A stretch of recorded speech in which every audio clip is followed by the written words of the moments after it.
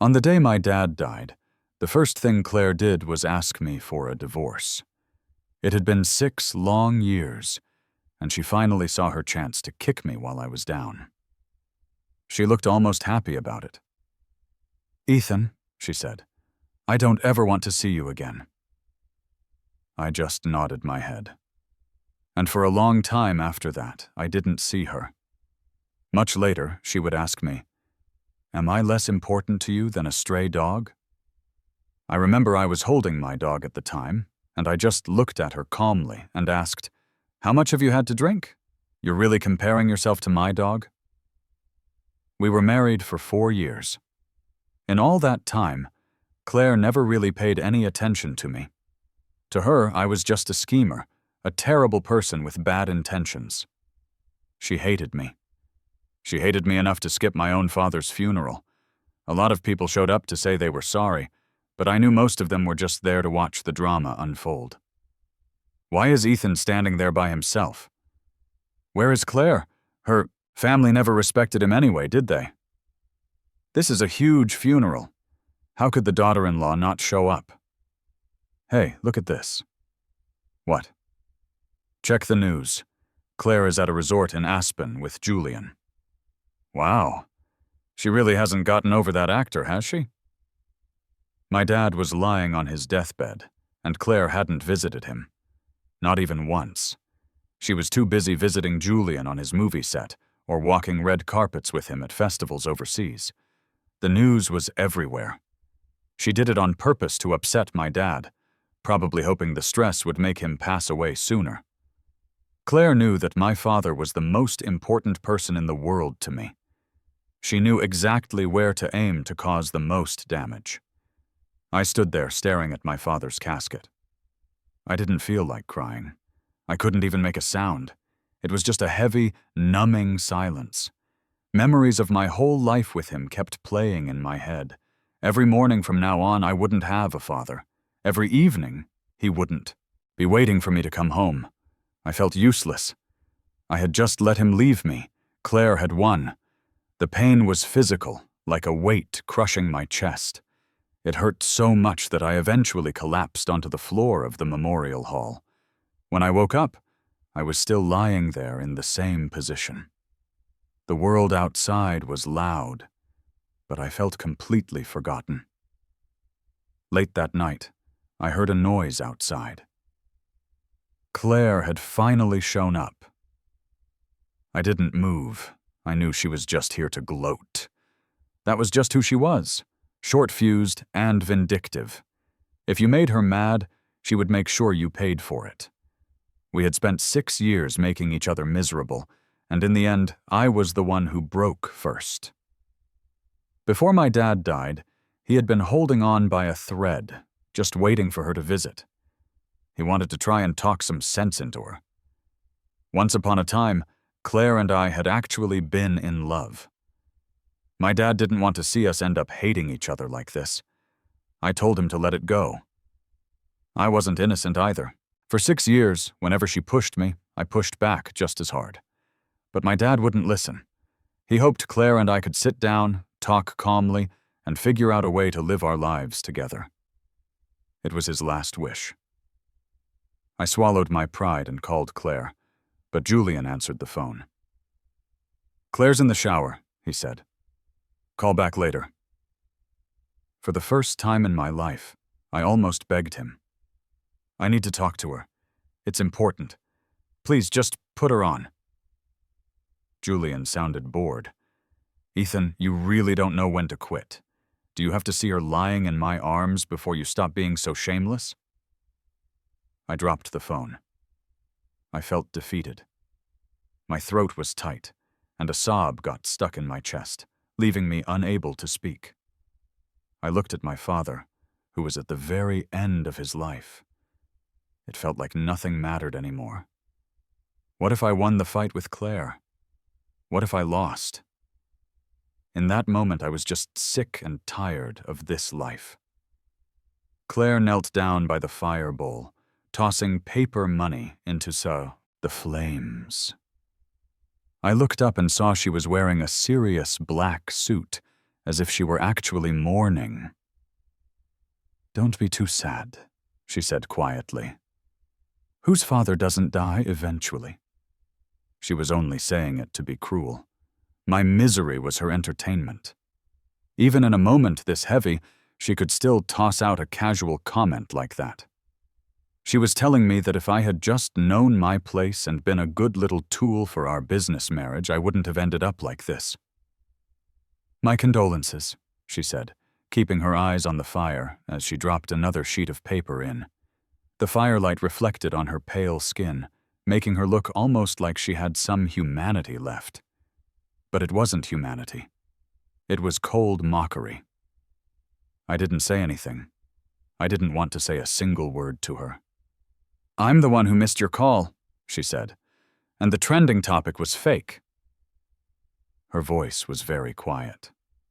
It was impossible to read her emotions, but I knew she was doing it on purpose to get under my skin. I was 14 when I found out about my arranged marriage to Claire. I had just been brought back to live with my mother's family, the Holloways. Everyone said my dad had only stayed with my mother, Victoria Holloway, for her money. Only Claire had ever shown me any kindness back then. She gave me a piece of candy to comfort me. There was a time I genuinely liked Claire, but 6 years ago, while Claire and I were giving each other the silent treatment, Julian started hitting on her. Claire wanted to call off our engagement.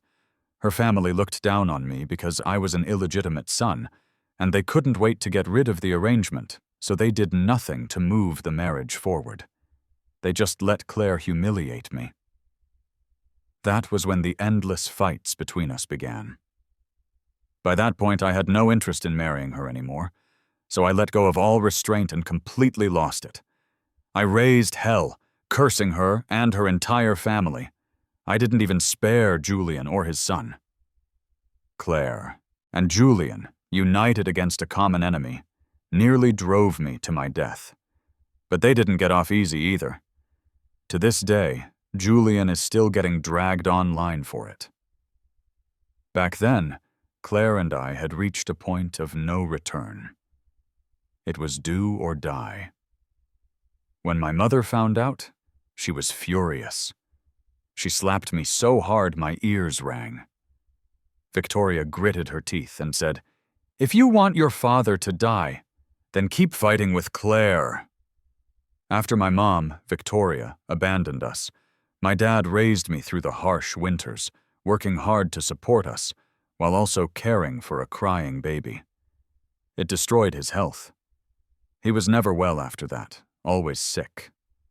On top of that, being rejected by my mom when he was young and dealing with all the gossip, he'd always had emotional issues. He had always loved my mom deeply, and he hoped that I could be the bridge to reconcile with her. When my mom came to get me, I refused to go back to the Holloway family. But my dad said to me, "Ethan, go home with your mother." There was such deep longing in his eyes, almost a plea. I couldn't refuse him, so I went back to the Holloway family with Victoria. Victoria went to all that trouble to bring me back just for the marriage alliance with the Mercer family. At the time, she told me, "If you're obedient, I'll make sure your father lives a happy life. If you're not, I don't know what will happen to him." When Claire and I fought to the point of breaking off the engagement, there was no way Victoria would just let it go. I knew one word from her could make my father completely lose his mind. So I gave up fighting, obeyed her, and became the tool for her alliance. I don't know what method Victoria used, but she made the Mercer family come to our door to apologize. And she made Claire marry me. Even though Claire and I were at each other's throats, we got married. After the wedding, our war didn't stop. I thought about making peace with her. I tried to explain the things she'd misunderstood. But she said my explanations disgusted her. So every time she did something disgusting, she would come to me with some fake clarification. The truth didn't matter. What mattered was making me miserable. Now, with this huge story trending online, she was doing the same thing, offering a fake explanation just to mess with me. I looked at her, my face blank. Claire, you can't even let me be in front of my own father's coffin?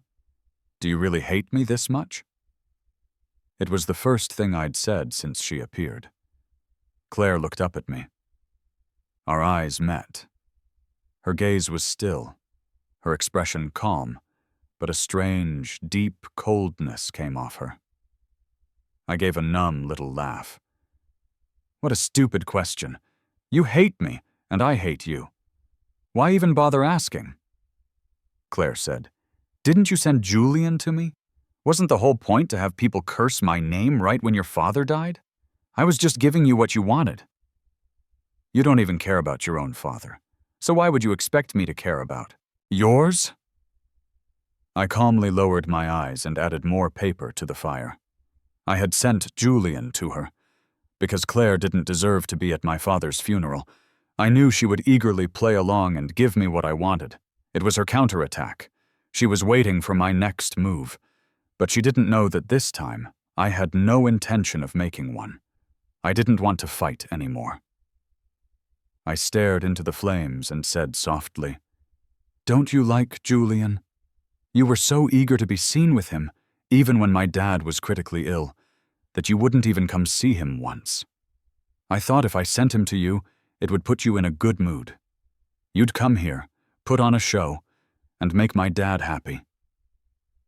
For once, Claire was silent for a long time. She just stared at me, not saying a word. I didn't look at her. I just said flatly, I bet that hypocrite Julian gave you another one of his righteous speeches, telling you to work things out with me and not let him get between us. You must have felt so sorry for him, thinking he's so good, so considerate, so kind. After all, you've always had a taste for hypocrites. Claire suddenly grabbed my wrist as I was adding paper to the fire, her grip so tight it felt like she was trying to crush the bone. The heat from the fire licked at both our wrists. I stared at her, my face a mask. She stared back, her expression just as blank. He is kinder and more considerate than you. At the very least, he knows how to be gracious, and he would never curse someone's child. I wrenched my hand away and shot her a cold look. So I'm not gracious. If I'm not happy, you don't get to be happy either. And I didn't just curse him back then, I'm cursing his son right now. I hope he ends up just like his dad, hitting on his friend's woman, calling his friend's woman honey, and being a shameless homewrecker. Ethan, you should know that our falling out had nothing to do with Julian. Huh! A pretty boy who latches onto any rich woman he sees? You're right, it didn't have much to do with him. You're just cheap, unable to resist his charms.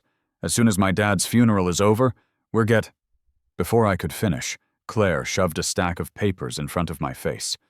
The words divorce agreement stared back at me. Her voice was icy. Ethan, I never want to see you again. She had actually guessed my next move, and she'd beaten me to it, cutting off my final play. She gave me no chance to get one up on her. I reached out, took the papers without reading them, and said, I don't want anything, just the kid. Claire scoffed. You think you can win against me? Since our son Lucas was born, he's been living abroad. I've barely ever visited him. I hate you, and I hate your child. She even named him Lucas, a name she picked because she didn't care. She used to keep him stashed away overseas, and now she won't give him to me. It's all just to hurt me, not because she loves him. I clenched the papers in my hand. Claire, you'd let our son go. Just for some kept man? Do you even deserve to be a mother? For a split second she looked stunned, and emotion seemed to flicker in her eyes. Those eyes as deep as wells. When she looked at you with affection, you could lose yourself in them. After all these years, I'd forgotten what it looked like when she looked at me with love. She once crossed half the city just to bring me a box of candy. She once swallowed her pride for me. She once cooked countless meals for me with her own hands. When did we become enemies, with no way back? Claire's gaze seemed to lose focus for a moment. She looked like she wanted to say something, But in the end, she looked away and said nothing. In that moment, she was silent again for a long time.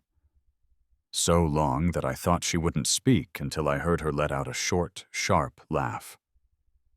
"That depends on whether Lucas is willing to go with you." My eyes suddenly stung. I saw the hunger for a new battle in her eyes. "And if he is?" "If he is, I'll give him to you."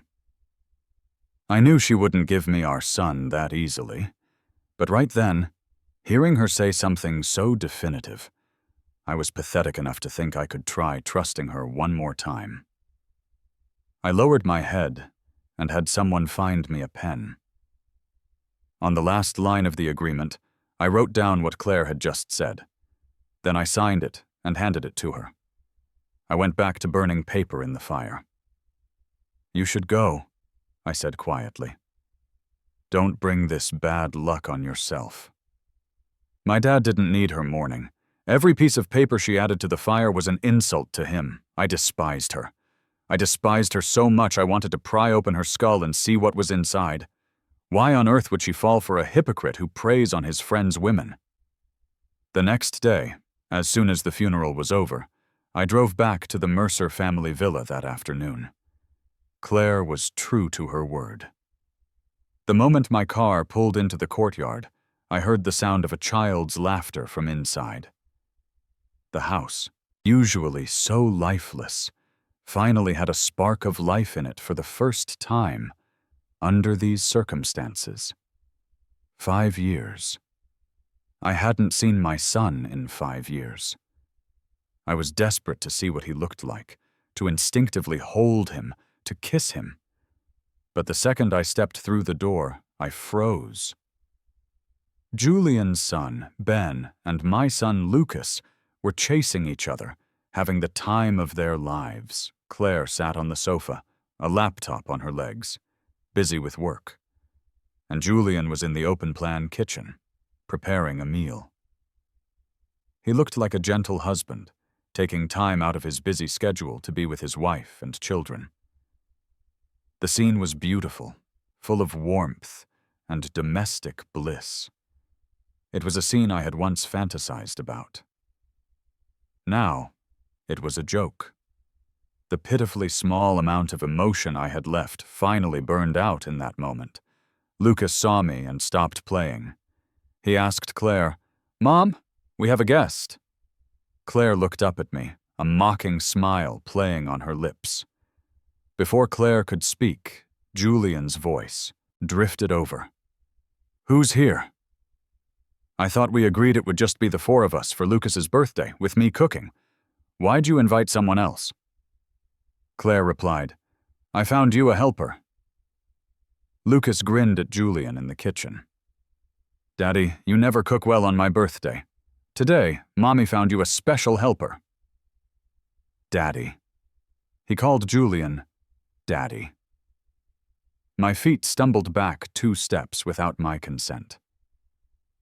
I thought about the cake I'd ordered, the restaurant I'd booked. I had thought tonight, Lucas would have his first birthday with his father. I never imagined that his father had never been absent from any of his birthdays. It just wasn't me. It felt like my heart was being carved out. No wonder Claire had said she'd give me Lucas if he was willing to come with me. She wasn't that kind. To people she hated, she was always ruthless, even now when I was fresh from the pain of losing my father. It didn't stop her from twisting the knife in my heart. She would never give me our son. Whatever I wanted, she would destroy my hope for it. I stumbled and let out a laugh that made my eyes red. I looked like a madman. I scared Julian's son and my son. They both hid behind Claire, watching me cautiously. I stared at Claire for a long, long time. When I turned to leave, I didn't say a word. "Claire Mercer, life is a vast ocean. We don't need to see each other again." Back in my hometown of Rockville, the sky was overcast. The cemetery at midnight was chilling. A cold wind rustled the grass and trees, a desolate cry of mourning. I looked at the photo of my dad on the tombstone, and the tears finally poured down. But besides the howling wind and the cold night, there was no one to hear me say it. I'd lost my father, and I'd lost my son. I couldn't hold on to the person who gave me life, and I couldn't hold on to my child. My life was a mess. But that's okay. It couldn't get any worse than this. From now on, every step I took would be a step up. Looked up at Tatsun, the dark, lonely cemetery.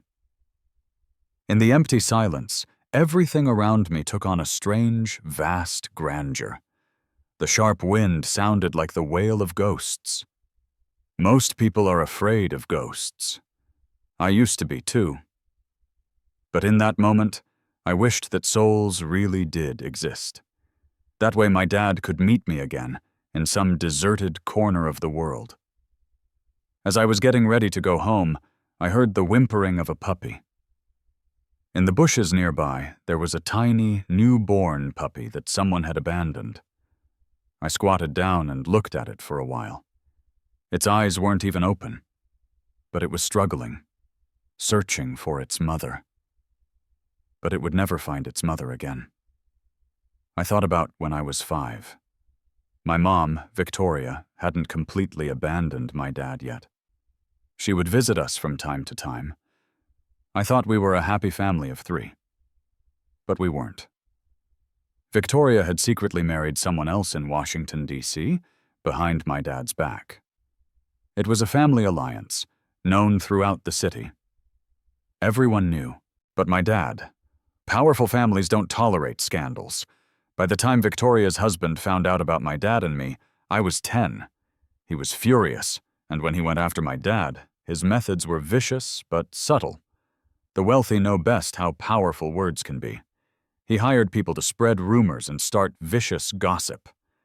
My dad was mocked, cursed, and pointed at. He was often depressed, sometimes not saying a word all day. I was also a victim of the rumors at school, isolated and bullied. The students didn't like me. The teachers didn't like me. The neighbors didn't like me. It felt like my dad didn't like me either. Nobody around me liked me. That was the first time I thought about dying. Finally, one day, I stood by the river, wandering from dawn till dusk. Someone asked me what I was doing. I said, "I'm looking for my dad, my mom, my friends." "Did you find them?" I shook my head and fell head first into the water. When I woke up, my dad was holding me, sobbing uncontrollably. He kissed my forehead over and over. "If no one loves you, Daddy loves you. If the whole world abandons you, Daddy wants you.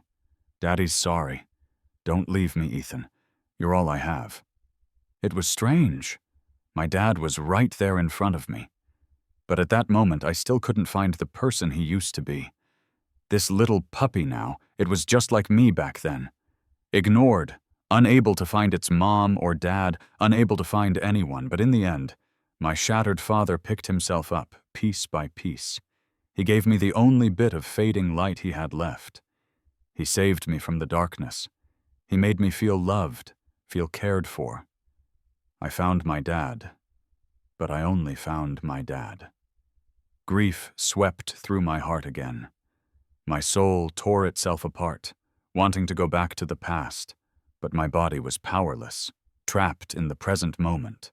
The dad who taught me morals, the dad who helped me with my studies, the dad who, tricked and rejected by my mom, would hold me and repeatedly ask if I loved him. The dad who would talk to himself while I was sound asleep, his words turning into choked sobs. The dad who, though drowning in his own depression, still taught me to have a good heart. None of it would ever happen again. The memories had faded to a dull gray. Now I truly couldn't find my father anymore. I took the puppy home with me. When I got back, the sky was just beginning to lighten. My mother, Victoria, was waiting for me outside the door. The remnants of funeral offerings hadn't been fully swept away. She stood on them, her face devoid of emotion, as if the person who died was a complete stranger. My dad passed away, and this so-called mother of mine never showed up once, from beginning to end. She only fulfilled the promise she made when she threatened me into marrying Claire. She let my dad live out the rest of his days in peace. Beyond that, she wouldn't do a single thing more. You're divorcing Claire? Oh, so that's why she was here. In her mind, profit really did trump everything. For years, she had never set foot here, never once came to see my dad. Now, after he was gone, she showed up. But not for him. Back then, if it wasn't for the fact that she had no sons and couldn't secure the alliance with the Mercer family herself, she wouldn't have given a damn if my dad and I had both died, let alone come to bring me back to the Holloway family. I looked at this so-called mother, a chill creeping into my heart. I answered flatly, "Yes." Victoria said, "Stay married to the Mercers, and I'll give you 10% of the Holloway family's shares." I laughed. She really thought money could buy anything. After a few seconds, I wiped the smile from my face. "If you give me all your assets and the position as the Holloway family heir, I might consider it." The expression on Victoria's face hardened. "Ethan, it's not good to be too greedy." I shot back. "Did you really think you mean anything to me? If it weren't for my dad, do you think I'd be your tool, the Mercer? Family's dog? Get out of my sight. From today on, I have nothing to do with you. I don't need a mother, and I especially don't need a mother like you." A sarcastic smirk touched Victoria's lips. "You think your dad loved you that much? You think you know him so well? How foolish. If your father really loved you so much, he would have rather died than let you come back to the Holloway family with me. But instead, he stepped on your suffering to enjoy all these years of a comfortable life. He only ever loved me. He wanted to use you to get back to my side. Too bad you were such a disappointment." My temper flared. "Shut up. Get out. What right do you have to judge him? He didn't love me, so you loved me?" I quickly walked toward the house, ignoring her. But before I even reached the door, my phone chimed with a new email notification. Victoria said, "Read that email carefully. You'll understand what kind of person your father really was. As long as you don't get divorced, I'll bring your father's ashes and memorial tablet back to the Holloway family estate and have him entered into the family records." With that, Victoria got in her car and left. I didn't look at the email she sent. I knew perfectly well that my dad didn't love me that much. A lot of the time, I was just a tool for him to channel his longing for my mom. He protected me desperately, healed me desperately, only to keep the bridge between him and my mother from collapsing. I remember it clearly. I was 14. Victoria came to take me back to the Holloway family. Subconsciously, I didn't want to go. That night, I slept restlessly.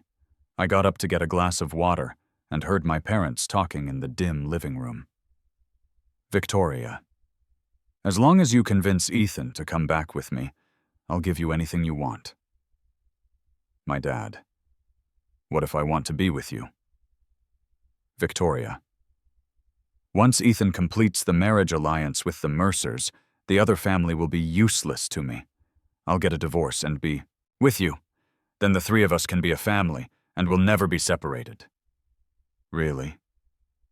Through the narrow crack in the door, I saw the light in my father's eyes. But a long moment later, I heard him say in a low voice, "I love Ethan. I hope you'll love him too. Don't let him be wronged." In that moment, my heart was a mix of sour and bitter. Before I could even sort out my feelings, tears started to fall. Later, when my dad asked me to go back with Victoria, I agreed. Because I knew my dad's shattered soul had never been repaired. My mom would never be the cure for him. She would only be his poison. I wanted to be his cure. I started dating Claire. I tried my best to be good to her. I desperately wanted to make this marriage alliance happen. I wanted to use the Mercer family's power and status to pay back every single crime Victoria's husband had inflicted on me and my dad. But then Claire had a change of heart. I had no one backing me up. Facing a massive, powerful family, I was like an ant. Not only did I fail to strike back, but I was subjected to a new round of being crushed. I was so useless. I started to hate a lot of things. Among the many people and things I hated Claire the most. We began to torture each other, until my dad fell critically ill. Only then did I have a sudden awakening. I had accomplished nothing. My dad may not have loved me perfectly, but he did so much for me. Even if it was because he loved Victoria, even if he used me as a vessel for his nostalgia, he truly, genuinely tried to be a sun to light up my world. And yet I had done nothing for him. What right did I have to demand his unconditional love? I was such a mess. Ever since Ethan left that day, Claire had been waiting for his counterattack. But a day, then 2, then a month went by. There was no word from Ethan. Claire didn't believe he could just give up so easily. In the past, he would have made her pay dearly. But another month passed, and he still did nothing. The only news about him came from his lawyer, who contacted her. The lawyer said, "Mr. Holloway has fully entrusted me with the divorce proceedings. He said that with Ms. Mercer's capabilities, his presence shouldn't be necessary to obtain the divorce certificate. Mr. Holloway also said he hopes Ms. Mercer will complete the divorce process as soon as possible." It was like winding up for a huge punch, only to hit a ball of cotton. Not only was Claire not satisfied, she felt a suffocating tightness in her chest. A fire was burning in her heart, making it ache. There was an important partnership meeting at the company today. She had to be fully focused. The slightest mistake could render half a year of the company's efforts worthless. But the meeting had just begun, and her mind was already wandering. Claire. Suddenly she heard Ethan's voice in the room. "Claire, I give up. I'm leaving." Claire pinched the bridge of her nose, forcing herself to concentrate. But all she could hear was Ethan's voice echoing in her ears. "I'm leaving." She had handled many high-stakes situations. In every single one, she had been perfectly composed. But now, she was agitated. Extremely agitated. This agitation made it impossible to control her emotions and temper. Over a tiny detail, she flew into a rage at the conference table. A multi-billion-dollar project went up in smoke just like that. As the sun set, Claire sat slumped in her office. For the first time, she felt like life had lost its drive. That night, Claire was kneeling in the center of the Mercer family garden. Her back was hunched, like a corpse. Her father, Robert Mercer, had whipped her. First, Claire had orchestrated that trending topic fiasco when Ethan's father died, which had already sent Robert into a rage. Now she had lost such a huge project. Robert could no longer tolerate it. "You disgrace the Mercer name and ruin your own reputation. Not only do you not do any damage control, but at a time like this, you still want to divorce Ethan. You've been married for years. What's the point of a divorce now? And now you've lost this massive deal. Do you care that much about Ethan? You don't give a damn about the Mercer family's survival?" Robert's words made Claire's eyelids twitch, as if there was a knife hidden in them. Robert let out a laugh. "What? Are you curious how I know you care about him?" He continued. "You think making his life hell means you hate his guts? You think parading around with some pretty boy actor makes you the one in control of the relationship? Claire, I'm a man, too. I know women like you better than anyone. Robert said, I've done everything you've done. That's why your mother didn't want you. His cloudy eyes seemed to hold ancient emotions. He suddenly burst out laughing, a laugh filled with regret, and then he hit Claire even harder. No wonder your mother didn't want you. She was right. You have my blood in you. You'd be just like me. You'd make her sick. I never thought you'd be exactly like me. You're repeating my life, and Lucas will repeat yours. The women of this family, you really know how to pass things down. Late that night, as I was about to fall asleep, I got a call from Arthur, the head housekeeper at the Mercer estate. During my 6 years with the Mercers, Arthur was the only one who ever cared for me when I was sick. In this world, even the smallest kindnesses can move me, even if all he ever did was hand me a glass of warm water. I answered his call. Arthur's anxious voice came through. Young master, the master is going to beat the young mistress to death. I could hear the sound of a whip cracking in the background. The sound of flesh tearing wasn't pleasant. I was suddenly reminded of a few weeks ago when Claire and Julian were cornered in a hotel. I wasn't even out of bed yet when her father was already sitting in the living room with a whip, waiting. Everyone in the house, from the elderly staff to the maids, felt sorry for Claire and was afraid she'd be beaten. They all knelt and begged me to intervene. My dad was already gravely ill by then, and I had no heart left to fight with her. I didn't want the Mercer family disturbing my dad over this stuff. So I went. Julian, wearing the multi-million-dollar watch Claire had bought for him at an auction, stood there in the morning sun, looking at me with open defiance. The watch's meaning was, a fairy tale of time, love eternal. Facing the paparazzi's questions, I numbly recited a prepared, fake statement. I saw the scorn and mockery in everyone's eyes. That day, Claire whispered in my ear, Ethan, you're so pathetic, rushing over here to make a fool of yourself. I laughed and said, Don't worry. From now on, I won't be pathetic anymore. So, when Claire was in Aspen, I personally delivered Julian to her. And Claire didn't disappoint me.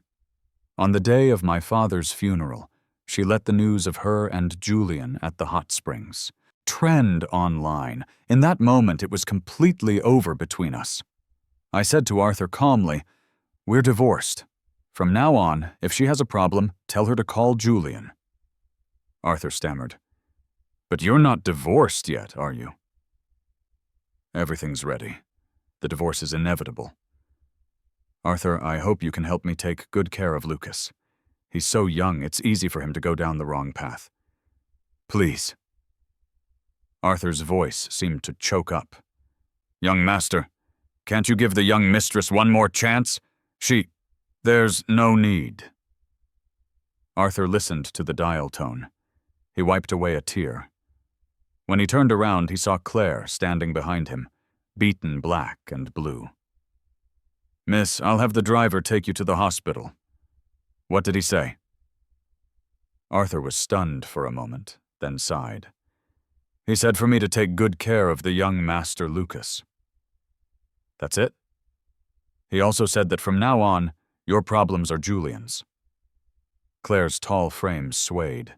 Her vision blurred for a second. A sharp, rapid pain shot through her heart. She bent over slightly, tasting for the first time a pain in her heart so acute. She gave a faint smile and tried to straighten up, but her vision went completely black. She suddenly collapsed. In the last second before she lost consciousness, all she heard was Arthur's frantic shouting. Maybe it was pathetic. But in that moment, the thing she wanted to hear most was Ethan's triumphant laughter at seeing her like this. My puppy miraculously survived. Even the vet was surprised. This little guy was meant to be with you, he said. Maybe, When I was little, I used to hear the old folks in the village say that when people die, their souls might attach to a cat or a dog or some other living creature, just so they can see their loved ones one more time, to accompany the person they love for one last stretch. Maybe my dad's spirit is in this dog. Maybe he's watching me through its eyes. He wants to stay with me a little longer. Even if my dad's love, for me, was flawed, it was 1,000 times better than anyone in this world who never loved me at all. Victoria, she has no right to judge him. As the puppy was running around the house, my phone suddenly rang. It tilted its head, looking at the noisy device, impossibly cute. These last 2 months in Rockville, having him by my side, I got through the hardest days. I no longer wake up in the middle of the night, suffocating from grief. I no longer feel suddenly and crushingly lonely in a crowd. The ringing stopped. A moment later, it started again. I stared at the unfamiliar number for a long time before finally answering. The other end was silent for a while. Then Claire's voice, so low it was barely audible, came through. "Ethan, you didn't lose. I lost." I felt nothing. Winning and losing don't matter to me anymore. Her voice was heavy with exhaustion. "And I don't matter anymore either, do I?" I retorted. "When were you ever important to me?" She laughed, a hint of mockery in her tone. "True. You only got with me to help your mom with that business marriage." I lowered my eyes, thinking about all those years with her. For a moment, I couldn't tell if my feelings for her had been real or fake. But how could they be fake? I had felt so much pain, gone so crazy. But she never believed I loved her. Fine, don't believe it. I finally understood. Someone who loves you will believe anything you say. Someone who doesn't love you will think you're just pretending to be asleep, even if you're dead. I gave her a perfunctory reply. "Yeah, as long as you know." Claire went silent. For a long, long time. So long I thought she had hung up. Then I heard her let out a laugh. "If I died, would you be happy?" I said flatly, "Claire, whether you live or die has nothing to do with me. After all, I never loved you. But if you want to die just to give me a little entertainment, I suppose I wouldn't be against it." She was silent again. The puppy sat in front of me, looking up at me with its bright eyes. I stroked its head and said to the person on the phone, "Don't call me again. If you really want to die, just get it over with." "Claire, I need you to come back for the divorce. Just contact my lawyer." "I've already signed all the papers. My lawyer said he contacted you 2 months ago. You said you were busy. You should be done being busy by now, right?" "Claire, I want to talk to you in person about Lucas's custody." "Claire, stop using Lucas as a bargaining chip. The custody is yours. I don't want it. Lucas is yours. No thanks. A child who calls another man dad won't recognize me even if he comes to me. He has your blood in him. I know exactly what kind of person he'll be." Ethan's words were like a sharp blade stabbing fiercely into Claire's heart. Listening to the dial tone, Claire's hand dropped limply. The phone fell to the floor. The smell of disinfectant filled her nostrils, stinging her eyes and making them red. The hospital room was empty. She looked at the empty space, feeling as if she had been plunged into an ice cellar, chilled to the bone. The stabbing pain in her chest returned, and her breathing became difficult. In just a moment, her forehead was covered in sweat. Claire clutched her chest and let out a laugh. A hereditary heart condition from her mother. Her father said her mother hated her so much she left her nothing. Not a single word. She never even came back to see her daughter before she died. Who said her mother left her nothing? This heart condition. Wasn't that what her mother left her? She would be seeing her mother soon. She wondered if her mother would still recognize her when they met. Probably not. She hated Robert Mercer so much that she'd rather die alone outside than give him any news. To this day, he still didn't know where her grave was. Only now, as her life was about to end, did Claire suddenly feel that all the fighting, the winning and losing, was meaningless. Only now did she realize she had unwittingly wasted so many beautiful, ordinary days. She should have been with her husband and son, like thousands of other normal families, living happily year after year. But now, all that was left were ashes and a heart full of regrets.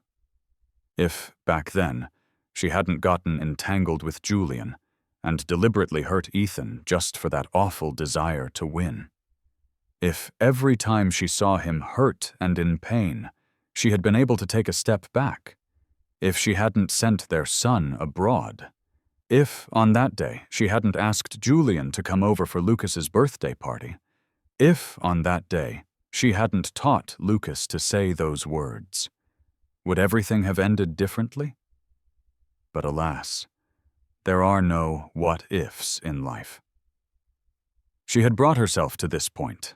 She didn't have the right to regret it. All she deserved was to go to hell with her regrets. I never expected Claire to find my dad's old house in Rockville. That night, there was a heavy snow. My puppy had caught a cold and was feeling sick. I was about to take him to the vet, but when I opened the door, I saw Claire standing outside. The strong smell of alcohol hit me, and I frowned instinctively. She was much, much thinner than before. She looked sickly. Snowflakes covered her, and her already pale face was now frighteningly white. Only her nose was red from the cold, giving her a touch of color. She looked like she had been standing there for a long time. When she saw me, her eyes moved slightly, her gaze focusing on me. In her eyes, I thought I saw defeat and regret. But we just stood there, speechless. I started to leave with the dog in my arms, but Claire grabbed my wrist. "Ethan." Her voice was hoarse and hard to make out. I looked down at her hand. "Claire," I said coolly, "didn't we say we'd never see each other again?" She managed a weak smile. "You know me best. I never keep my word." Then she looked at the puppy in my arms. "Is he sick?" I pulled my hand free. "He's sick and needs to go to the hospital. I'm in a hurry. Please get out of my way." I don't know if I used too much force or if she was too drunk. When I pulled away, she staggered and nearly fell. It took her a moment to steady herself. By then, I was already a few yards away. Through the wind and snow, Claire called out after me, "Ethan, I'm sick too." Her voice was so light, carried on the cold wind, it seemed laced with humility and pleading. I couldn't remember the last time she had said my name so calmly, but it didn't really matter. I didn't turn back. "I'm not a doctor. Why are you telling me?" "Claire, am I less important than a dog?" I chuckled, stroking the sick puppy's head. "How much have you had to drink? You're comparing yourself to my dog?" After that, I didn't linger. I drove to the vet. The heavy snow fell like cotton fluff, dancing in the air. Claire stood in the blizzard, watching my car's taillights disappear. In that moment, she felt like she couldn't breathe. Her eyes followed Ethan's car until it was gone. He drove off without a backward glance. Only the snowflakes swirled, scattered by the wind, and finally returned to silence. Claire lay unconscious in the snow for a long time. The dreams her mind wove were all about her 14 years with Ethan. The Mercer and Holloway families had a long-standing marriage agreement, but Victoria Holloway had no son, so she did everything she could to bring Ethan back.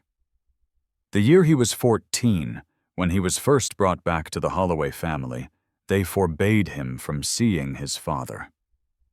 He would often squat in a corner by himself, looking pathetic, but if you looked closely, you could see a hint of hatred. It was just that the hatred was often hidden beneath his pitiful exterior, and no one noticed. Claire knew that look all too well. It was the powerless resentment of the lower class toward the upper class. There were plenty of scandals in wealthy families, but most of these, the blame was pinned on outsiders. A man from outside seduced Victoria Holloway and had an illegitimate son. But who knew who seduced whom? Or who cheated and abandoned whom? The truth didn't matter. What mattered was what people believed. So Claire often watched him, always wondering if he would survive in the Holloway family. That year, there was a wedding in the Holloway family. When the newlyweds arrived, someone would throw candy from behind them. There were many children there, and the candy was snatched up the moment it hit the ground. But Ethan stood timidly alone behind the group of young masters and misses. He clearly wanted to pick up a piece of candy, but he never took a step forward.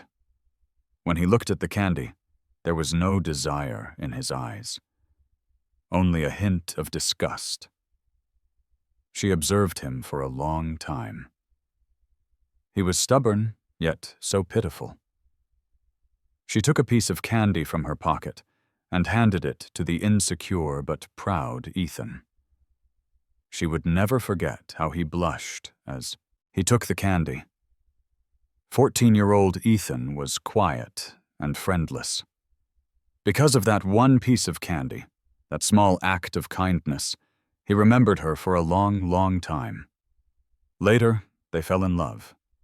He was incredibly good to her. So good, it felt unreal. She once casually mentioned that she wanted to eat vegetables and fruits he grew himself. He really planted all sorts of vegetables and fruits for her. She was on a business trip and lied that she had a stomachache. He drove through the night to her city to bring her medicine. She said she didn't want to eat out, so he cooked for her himself. It was strange. He loved her so passionately, but she often felt he was cold, as if his fervent love for her was just a facade covering a thick layer of ice. Until she overheard a conversation between him and Victoria.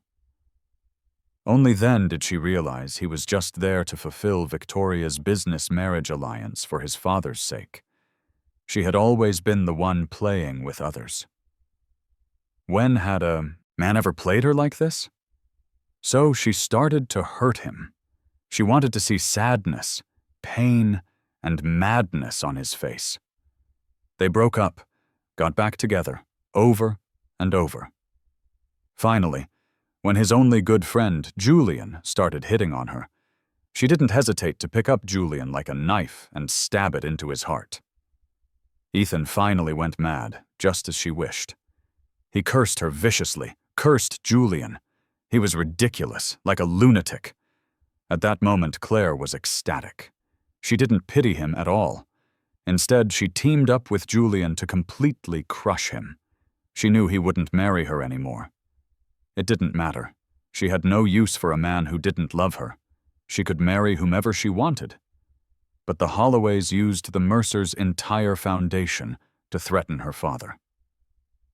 The marriage had to happen. The Mercer and Holloway families had always been deeply intertwined, their cooperation close. But Victoria was too aggressive and had dabbled in gray areas. If Victoria went crazy, the Mercers would be implicated, and the consequences would be dire. She wasn't some love-sick fool. For the sake of the Mercer family's interests, she married Ethan. In that moment, she was even a little excited. She was curious to see what would happen if she was entangled with that version of Ethan for a lifetime. After they had a child, she still kept up her ties with Julian. His mother, Victoria, relentlessly mocked, ridiculed, and suppressed him. Claire did nothing. He was the one who married her for the Holloway family's sake. He got what he wanted, so he had to bear the risk of failure and accept the consequences. He started to sit silently for days and nights, not saying a word, not moving at all. The baby would be crying his heart out next to him, and it wouldn't affect him in the slightest. She sent the child away. After the child was gone, Ethan's mental state miraculously recovered. He hated her even more, despised her even more. It was as if all the hatred in his heart had been transferred onto her. He started to give her the cold shoulder again, mock her, and then find all sorts of women to annoy her. She wasn't idle either. From beginning to end, she only ever used Julian. She knew Julian was a thorn in his side. She didn't find anyone else, only Julian. That would hurt him. And she did hurt him. So when his father died, he personally delivered Julian to her, drugged her, and arranged for the reporters. He wanted a divorce. She knew it. So she gave him what he wanted and let the story trend online, shattering him. She handed him the divorce papers in the memorial hall. She thought he would go crazy, tear up the papers, and continue their endless war. But he didn't. He signed the papers calmly. He showed no emotion. In that moment, he hurt her too. His father was dead, so he had no more weaknesses. He no longer had to be controlled by Victoria. So he wanted to divorce her? How dare he come and go as he pleased? She would force him into an endless fight, entangled with her for a lifetime. So she deliberately relented on the issue of their child. All so that when he came to the Mercer estate, she could have Lucas say those words to wound him. She thought, seeing his child like that, he would have to fight back. And the best way to fight back was not to divorce. She wanted him to say, "Claire, if I'm not happy, you don't get to be happy either.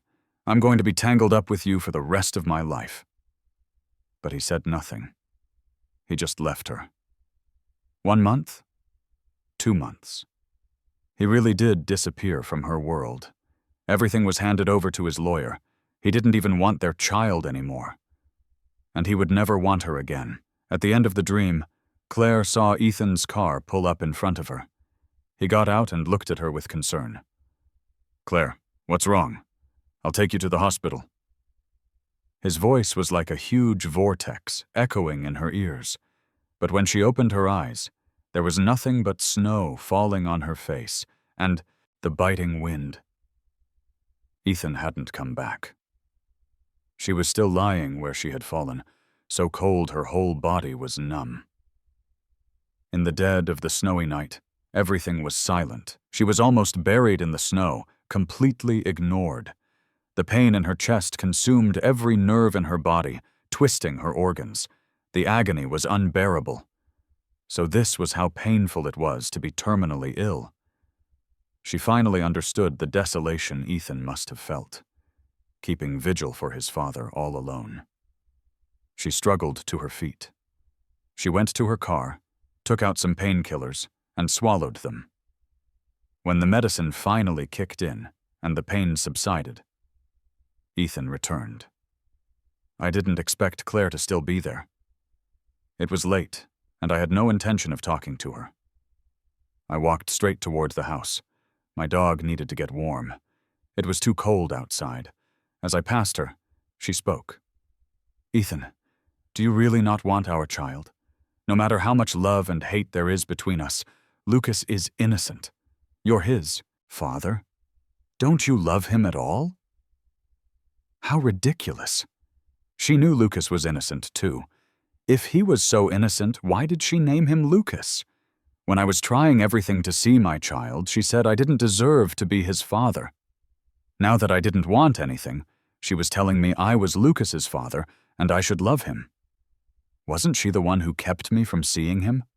Wasn't she the one who taught him to call Julian Dad? If this were the old me, I might have argued with her. But now, I couldn't muster the energy to say another word. She was just here to get under my skin. I didn't stop. I didn't even look at her. I walked into the house and locked the door behind me. A thick layer of snow covered the yard. It crunched underfoot as I walked. The winter sweet was in full bloom.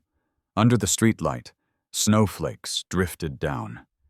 In the cold, romantic scenery, I felt more relaxed than ever. From now on, I would live my life this freely. There would be no more love or hate. No more fake family ties. I didn't want to be drawn into those power struggles either. I would just be myself, and I would only love myself. In the middle of the night, I got up to check on my puppy and happened to glance at the front gate. Claire was still standing there. She who was so good at reading people, how could she not know she meant nothing to me anymore?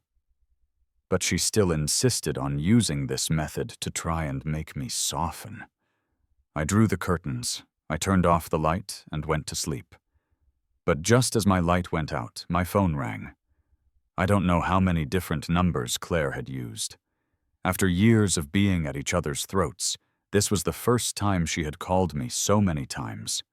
In the past, when we fought, she would also call me countless times, even drive across the city to apologize. But those were distant memories now. Even when I thought about it myself, it felt incredible. That Claire had once done something so crazy for me. We were really in love back then. And now, we really weren't. Her strange behavior wasn't because she still loved me. It was because on a battlefield where she had fought for years, her enemy had suddenly vanished. Her sword and spear had no target, and she just wasn't used to it. I didn't answer her calls.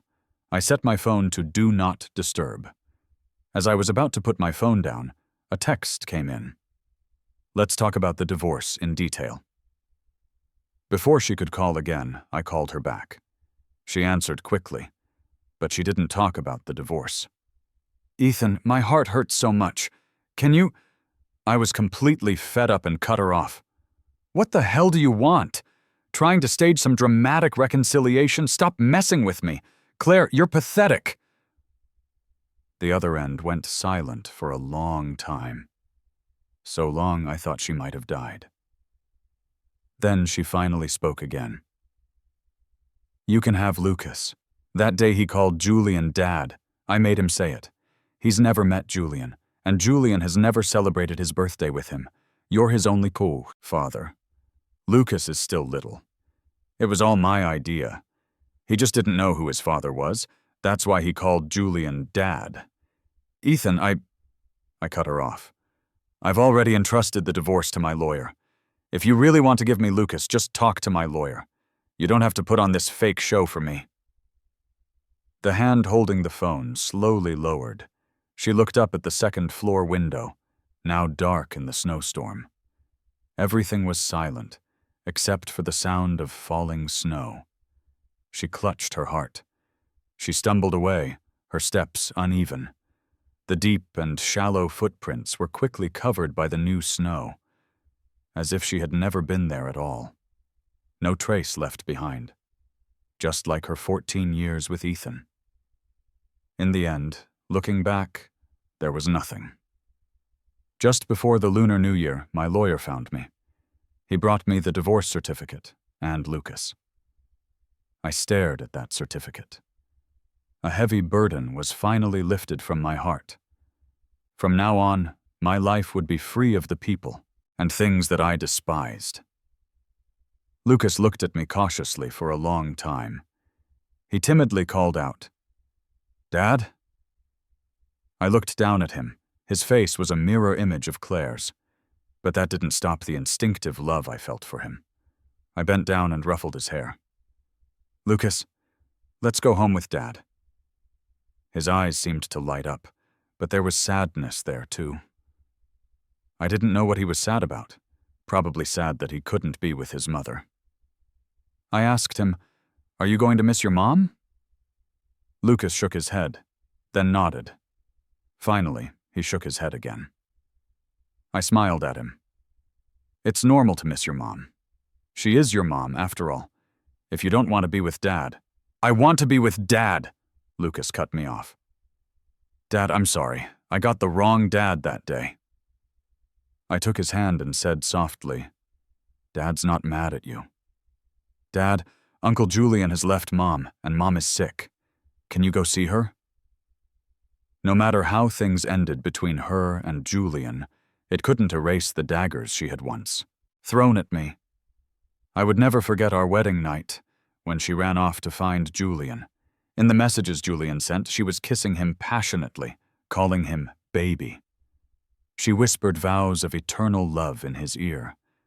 They fought side by side, eager to drive me to my death. The past was too ugly.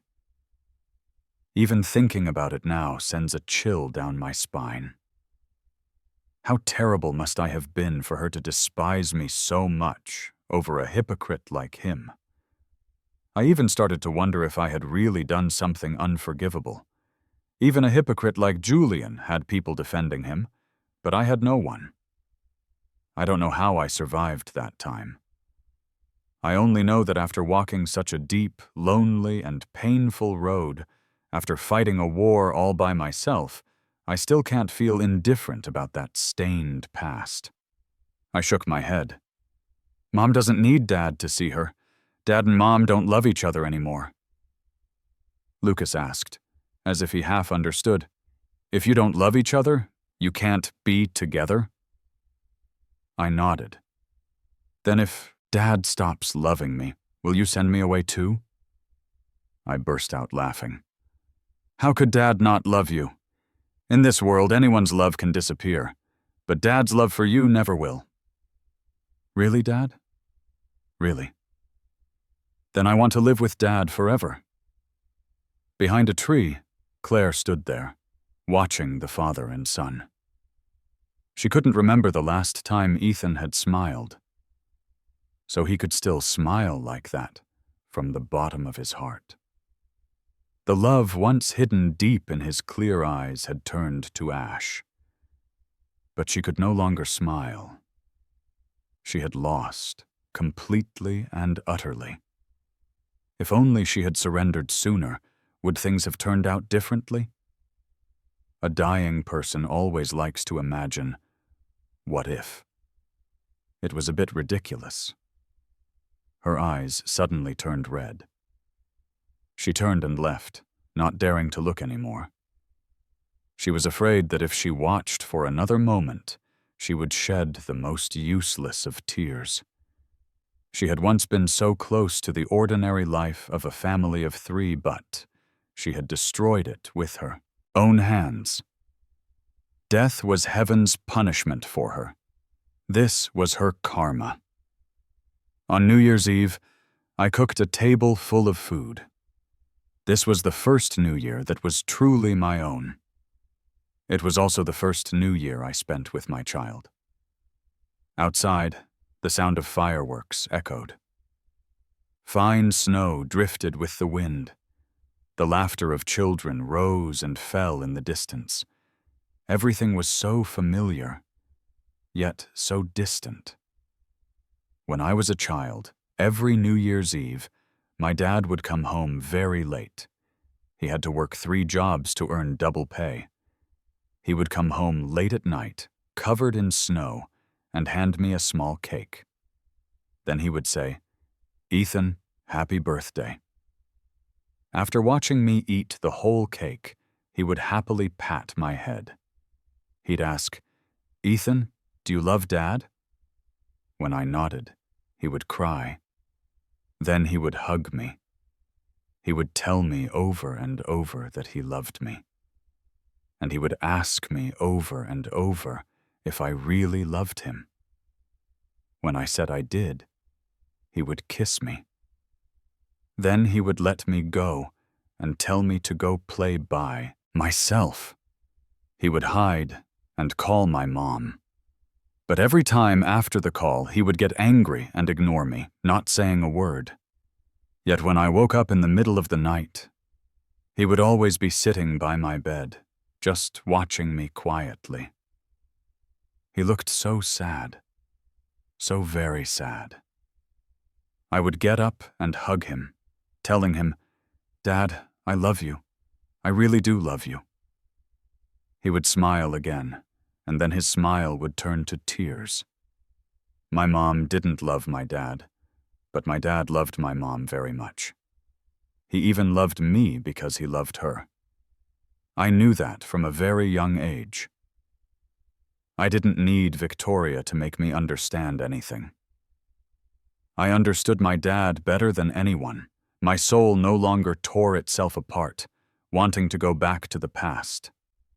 The past and the present finally overlapped. Lucas pushed the door open from outside, bringing in the wind and snow. He pulled a small cake from inside his coat. Dad, happy birthday. Dad, I got snowed on, but I didn't let the cake get wet. Am I a good boy? I brushed the snow off him and asked with a smile, Where did you get the cake? Lucas said vaguely, I went out and bought it. I knew Claire gave it to him, but I didn't expose him. I just held him in my arms and kissed his cheek. Lucas, you're so good. This little person was connected to me by blood. It was amazing. We had spent so little time together, yet we were so close. My life had been so terrible. But I didn't have nothing. Having lived through it was enough. No need to look back. I hope that in the years to come, there will be peace, year after year. Epilogue. After her divorce from Ethan was finalized, Claire began to move against the Holloway family. The Mercer and Holloway families were old family friends. The two families had once worked so closely they were practically one. But under Victoria Holloway, the family had become too aggressive, and most of their projects involved gray areas. Fearing they would be dragged down, the Mercer family had long intended to separate from the Holloways. That's why, when Claire broke off her engagement with Ethan, Robert Mercer had supported it. When Claire and Ethan were at each other's throats, no one from the Mercer family stepped in to resolve the issue. They tacitly approved of them breaking the engagement. They had thought that as long as Claire didn't marry Ethan, the Mercer family could begin a full separation from the Holloways, preparing to cut off all cooperation step by step. However, they didn't expect Victoria to go straight to Robert Mercer. Victoria told him, If the engagement is broken, then let's go for mutually assured destruction right now. We'll go down together. Robert never expected his intentions to be seen through so clearly by Victoria, or for her to threaten him so directly to his face. At that time, the Mercers and Holloways were deeply intertwined. If they angered Victoria, the very foundation of the Mercer family would be at risk. So Robert used the future of the Mercer family to persuade Claire to marry Ethan. Afterward, Victoria forced him to sign a massive, multi-billion-dollar cooperation agreement. They both won. And she and Ethan became the sacrifices in this game of interests.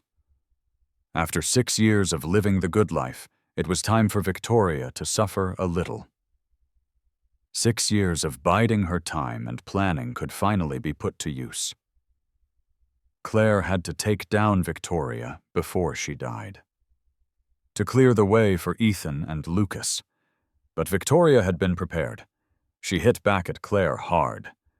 However, Claire's aggressive tactics didn't let Victoria gain an advantage. When both sides were severely weakened, Claire continued her relentless assault. Robert Mercer was furious. He slapped Claire hard across the face. You foolish girl! Even if you want to take down that old witch Victoria, this isn't the way to do it. You're sacrificing the entire Mercer Corporation. Claire's ears rang, and blood trickled from the corner of her mouth. But she just wiped it away calmly and said nothing. Robert grew even angrier. Even a weakened giant is still a giant. Even if you want to topple Victoria, you have to do it slowly. What's the rush? Are you dying or something? You just can't wait. So what if you take her down? Ethan won't even look back at you. Claire smiled faintly. I am dying. She held her diagnosis report in front of Robert's eyes. You said my mother hated me, didn't you? I'm going to go down and ask her myself if she really did. Robert's expression went from initial disdain to a gradual stiffening, until finally his vision went black and he staggered. The report fell to the floor. It took him a long time to recover. Robert's mind went blank with a deafening buzz. Years ago, he had learned of her illness by finding a diagnostic report in a hospital room she had stayed in. She left without a word, never giving him any news, right up until her death. To this day, he still doesn't know where her grave is. And now, the scene was repeating itself. His daughter was going to leave him in the same way. She really did hate him, enough to take their daughter with her. Robert waved his hand dismissively. Do whatever you want. He staggered out of Claire's office. The moment he stepped out the door, tears streamed down his wrinkled face. In the dim stairwell, Robert Mercer sobbed uncontrollably. Under Claire's reckless assault, the Holloway family finally fell. All of Victoria's illegal businesses in the gray areas were investigated. She was sentenced to death. Everyone in the Holloway family who was implicated was sentenced. The news was all over the internet. I scrolled through my phone, looked for a while, then stopped. Power really is a wonderful thing. It could so easily ensure the Holloway family would never rise again. No wonder Victoria loved power so much. She would sacrifice anything for it. What goes around comes around. But this belated justice didn't mean much to me. My father wouldn't come back to life. All the pain I had experienced couldn't be erased. So-called retribution. It was nothing more than a small comfort. After the fall of the Holloway family, Claire's illness worsened. She spent most of her time in a stupor. Often, when she woke up, her memory would be scrambled, taking her back to when she and Ethan were still in love. She would always subconsciously say, "Ethan, I was wrong." After these words came out, her eyes would suddenly sting with tears, and then she would be pulled back to reality. There was no Ethan in the hospital room, only her father, coldly mocking her. "Stop pretending to be so deeply in love. It's disgusting." Claire scoffed. How could Ethan be there? He would run, not walk, to get away from her. He would never come to see her again. Claire called out, "Dad?" Robert, "What? Don't tell me you're dying." "Take care of them, father and son, but don't disturb them." "You rebellious girl, you make me worry about everything. Can't you just not die?" Claire nodded and let out a very low laugh. Then she closed her eyes.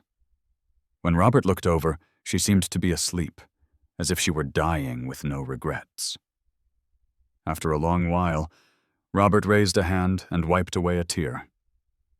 "Sleep. When you wake up, everything will be as you wished."